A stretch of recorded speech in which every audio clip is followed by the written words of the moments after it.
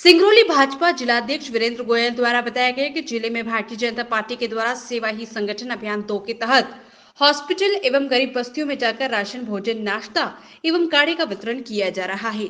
जिले के हर मंडलों में सेवा ही संगठन अभियान 2 को लेकर राशन भोजन वितरण कराया जा रहा है। साथ ही कहा कि किल कोरोना अभियान के तहत प्रशासनिक कर्मचारियों के साथ भाजपा के कार्यकर्ता भी लोगों को जागरूक करने का काम कर रहे हैं। साथ ही श्री गोयल द्वारा लोगों से अपील की गई कि सभी लोग मास्क लगाएं, सोशल डिस्टेंसिंग का पालन करें, जिससे 31 मई तक जिले से कोविड-19 को पूरी तरह से मुक्ति पाया जा सके। श्री गोयल द्वारा कहा गया कि प्रदेश के यशस्वी सीएम शिवराज सिंह चौहान के द्वारा वर्चुअल के माध्यम से कल कहा गया है कि जिस व्यक्ति को कोरोना से मौत हुई है उसके परिजनों को मध्य प्रदेश सरकार 1 लाख रुपए आर्थिक सहायता राशि दी जाएगी। जो महिलाएं कोविड के कारण विधवा हो गई है उन्हें 5,000 प्रतिमाह दिया जाएगा। उनके बच्चों का शिक्षा स्वास्थ्य का खर्चा मध्य प्रदेश सरकार उठाएगी। इस बात को लेकर श्री गोयल ने प्रदेश सरकार का आभार प्रकट करते हुए धन्यवाद किया। सेवा ही संगठन अभियान 2 के अंतर्गत भारतीय जनता पार्टी जिला सिंगरौली के द्वारा प्रदेश नेतृत्व के आह्वान पर हम भारतीय जनता पार्टी के विभिन्न मंडलों के कार्यकर्ताओं के द्वारा, भारतीय जनता युवा मोर्चा के कार्यकर्ताओं के द्वारा जगह जगह पर भोजन पैकेट और राशन किट, मास्क, सैनिटाइजर जैसी चीजें दे करके हम स्थानीय जनता को लाभ देने का प्रयास कर रहे हैं। हमारे कार्यकर्ताओं के द्वारा एक जागरूकता अभियान जो कि वैक्सीनेशन को लगाने को लेकर के हो या मास्क लगाने का विषय में हो या फिर 2 गज की दूरी मेंटेन करने के बारे में बताया जा रहा है और अनावश्यक रूप से घर से बाहर न निकले, ऐसा बता करके इस शहर वासियों को एक जागरूकता अभियान फैलाने का प्रयास किया जा रहा है। किल कोरोना अभियान, जिसके तहत हमारे भारतीय जनता पार्टी के कार्यकर्ता प्रशासनिक कर्मचारियों के साथ में जाकर के, वह ग्राम पंचायत हो या वार्ड स्तर की बात हो, प्रत्येक घरों में जाकर के चिन्हित कर रहे हैं। आज इस जिले में 81% लोगों को किल कोरोना अभियान के तहत में हम सबों ने चिन्हित किया है। मैं अपने कार्यकर्ताओं के साथ साथ इस कार्य के लिए जिला प्रशासन को बहुत बहुत शुभकामनाएं और बधाई देता हूं कि आपके इस मध्य प्रदेश सरकार के योजना के तहत जिस तरह से जिला प्रशासन ने हमारे कार्यकर्ताओं के साथ में मिलकर के इस कोरोना की चेन को तोड़ने के लिए अपना भरपूर सहयोग दिया है, आज उसका परिणाम है कि हम सब लोग धीरे धीरे सिंगरौली जिले में कोरोना का ग्राफ घटता हुआ नजर आ रहा है। हमारे मध्य प्रदेश सरकार के यशस्वी मुख्यमंत्री जी के द्वारा 31 मई तक अपने वीडियो वर्चुअल के माध्यम से ये कहा गया है कि 31 मई तक इस मध्य प्रदेश से हमको कोरोना को समाप्त करना है। इसमें कई जिले जो कि अग्रसर हो चुके थे और हमारे जिले में चूंकि 33% 32% लगभग पॉजिटिविटी रेट था, आज धीरे धीरे हम सब लोग 6-7% के नज़दीक पहुंच रहे हैं। अभी हमारे नगरीय क्षेत्र पर काफ़ी लोड कम हो चुका है, लेकिन धीरे धीरे ग्रामीण क्षेत्र में बढ़ने की वजह से आज हमारे कोरोना संक्रमित मरीज 60, 70, 75 इस तरह के लोग प्रतिदिन आ रहे हैं। हमारा यह प्रयास है कि इस किल कोरोना के माध्यम से आने वाले समय में धीरे धीरे सिंगरौली का और भी दर पॉजिटिविटी रेट उसका घटाने का प्रयास किया जा रहा है। अगर आप सबों का सहयोग सबको प्राप्त होता है तो यह दावे के साथ कहा जा सकता है कि 31 मई तक इस सिंगरौली जिले में कोरोना को समाप्त कर दिया जाएगा। देपालपुर में बेवजह सड़कों पर घूम रहे 48 लोगों पर 151 की कार्रवाई, 10 लोग निकले पॉजिटिव। कल सुबह 6 बजे से ही देपालपुर में सख्ती दिखाई दे रही है। बेवजह सड़कों पर घूम रहे 48 लोगों को पकड़ा, सभी पर 151 की कार्रवाई की गई। बेवजह घूम रहे लोगों का कोविड टेस्ट कराया गया, जिसमें से 10 लोग पॉजिटिव निकले, जिनको इलाज के लिए शहीद Bhagirath Silawat Covid care centre भेजा गया। तहसीलदार बजरंग सिंह बहादुर को सूचना मिली कि बाजार में कुछ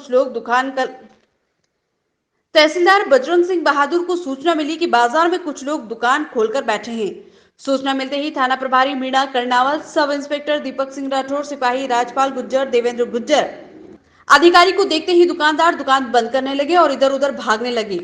इतना ही नहीं, दुकानदारों ने तो ग्राहकों को अंदर बंद कर बाहर से शटर लगा दी। तहसीलदार ने शटर खुलवाकर ग्राहकों को बाहर निकाला। नगर परिषद द्वारा दुकानें सील की गई। थाना प्रभारी मीणा कर्नावत ने अपील की कि बेवजह सड़कों पर न निकले, जरूरी काम हो तो मास्क लगाकर घर से निकले। सड़कों पर बेवजह घूमने वालों के खिलाफ पुलिस 151 की कार्रवाई कर रही है। सांसद एवं जिला ग्रामीण अध्यक्ष ने तराना सिविल हॉस्पिटल का निरीक्षण कर 75 ऑक्सीफ्लोमीटर किए भेंट। तराना नगर में लगातार बढ़ते कोरोना संक्रमण को लेकर लगातार क्षेत्र के सांसद अनिल फिरोजिया एवं जिला ग्रामीण अध्यक्ष बहादुर सिंह बोरमुंडला द्वारा लगातार निरीक्षण किया जा रहा है। साथ ही तराना में संचालित कोविड केयर सेंटर में ऑक्सीजन कंसंट्रेटर मशीन से लेकर ऑक्सीजन सिलेंडर भेंट किए, जिससे जरूरतमंदों को उपचार करने में सहायता मिले। वहीं आज पुनः तराना सिविल हॉस्पिटल में निरीक्षण कर कोरोना में भर्ती मरीजों की स्थिति का जायजा लिया। वहीं तराना नगर में कोरोना मरीजों की संख्या में कमी आई है, जल्द रिकवरी होकर अपने घर लौट रहे हैं। साथ ही अनुविभागीय अधिकारी एकता जायसवाल एवं बीएमओ राकेश सिंह जाटव को 75 ऑक्सीफ्लोमीटर भेंट किए। साथ ही भारतीय नगर मंडल के कार्यकर्ताओं से मुलाकात कर तराना के अति प्राचीन तालाब में अधिकारियों द्वारा चलाए जा रहे सफाई अभियान को लेकर निरीक्षण किया एवं तालाब में सफाई को लेकर चलाए जा रहे अभियान की सराहना कर उचित निर्देश दिए। साथ ही सांसद अनिल फिरोजिया ने तराना क्षेत्र के प्रधानमंत्री सड़क योजना में तराना विधानसभा को 2 सड़कों की सौगात दी, जिसमें खरपा से तराना रोड लंबाई 12.7 किलोमीटर एवं नांदेड़ से कपेली रोड लंबाई 8.70 किलोमीटर स्वीकृत की गई, जिसका श्रेय तराना के कांग्रेस विधायक महेश परमार ले रहे हैं, जिसको लेकर सांसद द्वारा विधायक महेश परमार को आड़े हाथों लेते हुए मीडिया को जानकारी प्रदान की। तराना में हमने ऑक्सीजन सिलेंडर दिए थे और हमको यहाँ पे एसडीएम मैडम से बात हुई, डॉक्टर से बात हुई, हमारे बीएमओ से, और फ्लो मीटर की सख्त ज़रूरत थी। ऑक्सीजन फ्लो मीटर हो जाएंगे तो जो लोगों को ऑक्सीजन अगर घर में भी लगना है तो वो व्यवस्था हो जाए। तो हमने आज हमारे भारतीय जनता पार्टी के यशस्वी अध्यक्ष जी आए, हमने आज यहाँ पे 75 फ्लो मीटर दिए और बोला कि अगर और भी लगे तो और भी हम उपलब्ध कराएंगे, ताकि हमारे यहाँ पे लोगों को ऑक्सीजन की अगर कमी हो तो उनको ऑक्सीजन सिलेंडर के द्वारा पूर्ति की जाए। लेकिन भगवान महाकाल की कृपा से अभी यही चल रहा सतत सर्वे का जो हमने निर्देश दिया था हमारे प्रभारी मंत्री मैंने, तो सर्वे से ये स्थिति थी कि जो लोग संक्रमित थे उनको जल्दी से जल्दी ठीक करके घर पहुंचा दिया है। मेरे ख्याल से आज सर्वे में 3 लोग या 4 लोग ही आए, तो ये एक बहुत अच्छी बात है कि अब हमारा जो है कोरोना किल वो सफल होता चला जा रहा है, जो माननीय मुख्यमंत्री जी की मंशा थी। सर, मेडिकल कॉलेज की भी एक सौगात मिली उज्जैन जिले में, क्या कहेंगे आप? और मेडिकल कॉलेज के लिए ये है कि बहुत वर्षों से हमारे उज्जैन आलोट संसदीय क्षेत्र की जनता की डिमांड थी, क्योंकि उज्जैन संवादी स्थल है। हमारे जनप्रतिनिधि लगातार प्रयास कर रहे थे, चाहे वो हमारे वरिष्ठ नेता भारत जी हो, मोहन जी हो, बापू जी हो, सब प्रयास कर रहे थे और मैं भी सतत लगा हुआ था। मेरा चुनावी घोषणा पत्र भी था और हमने उस दिन माननीय मुख्यमंत्री जी से निवेदन करा और उन्होंने वास्तव में इस कोरोना संक्रमण काल में जो सौगात दी है वह संजीवनी बूटी के समान है, जिससे कि काफ़ी हमारे आसपास के जिलों को फायदा। सर, विपक्ष की ओर से कई प्रतिक्रिया हो रही थी, जिसके अंतर्गत कई रोडों का भूमि पूजन हुआ था, उसमें आपका भी सहयोग था, क्या था पूरा विषय सर? एक्चुअली क्या है कि नाचे कूदे बांदरी और मान बदारी खाए, ये कहावत है, चरितार्थ होती है तराना। जो मैं जब विधायक था, जब ये सब काम मैंने सेंक्शन कराया, जो सड़कों का जाल है, चाहे तहसील माकड़ों को तहसील बनाने का, शासकीय कॉलेज बनाने का, ये सब काम मेरे टाइम पे और जब से चली रहे सतत। और ये जो सड़क का जो अभी 3 सड़कें हुई हैं प्रधानमंत्री सड़क योजना में, ये भी मेरा लेटर भी मैंने आज व्हाट्सएप फेसबुक सब पर डाले कि मेरे लेटर भी स्वीकृत हुई और मैंने इनको हमारे कार्यकर्ता जनता की मांग पे हमने करवाई थी। लेकिन कांग्रेस के नेताओं काम हम करते हैं और वो आपका फेसबुक और व्हाट्सएप पे डाल के वाहवाही लूटने का, और यहाँ पे विधायक जी वो करते हैं झूठी वाहवाही लूटने का, और यहाँ पे ध्यान नहीं दे रहे हैं। लोगों में आक्रोश है, वो सिर्फ उज्जैन में चुनाव लड़ना चाहते हैं। यहाँ पहले भी जनता को गुमराह करके वो विधायक बन गए, अब यहाँ से उनका मोह भंग होकर वो उज्जैन में महापौर का चुनाव लड़ने में ज़्यादा इंटरेस्टेड है। और यहाँ की सड़क जो मैंने स्वीकृत कराई उनने अपने खाते में डाल के न कल यहाँ पे झूठी वाहवाही देने का काम करा। आज हमने लेटर भी, हमारे कार्यकर्ताओं की पूरी टीम ने लेटर डाले कि स्वीकृत किसकी हुई, किसने कराई, ये सब जनता को भी मालूम है, जनता सब जानती है। आगामी चुनाव में जनता इसका जवाब भी देगी। डिलीवरी के दौरान बच्चे की मौत से हुआ बड़ा खुलासा। राजगढ़ में चल रहा था फर्जी ट्रामा सेंटर। अब तक 4 बच्चों की मौत सामने आई। अप्रशिक्षित डॉक्टर, नर्सिंग स्टाफ करवा रहे थे डिलीवरी।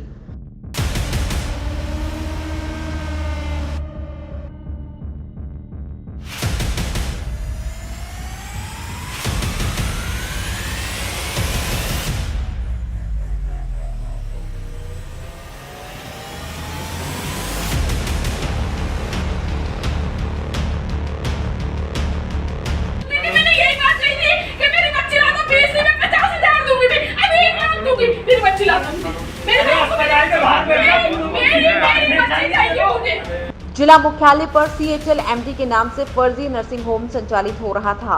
लगभग साल भर से संचालित इस अस्पताल में अप्रशिक्षित चिकित्सक और अप्रशिक्षित नर्सिंग स्टाफ होने के साथ ही अपंजीकृत भी था, लेकिन जिले के अधिकारियों को इसकी भनक भी नहीं लगी।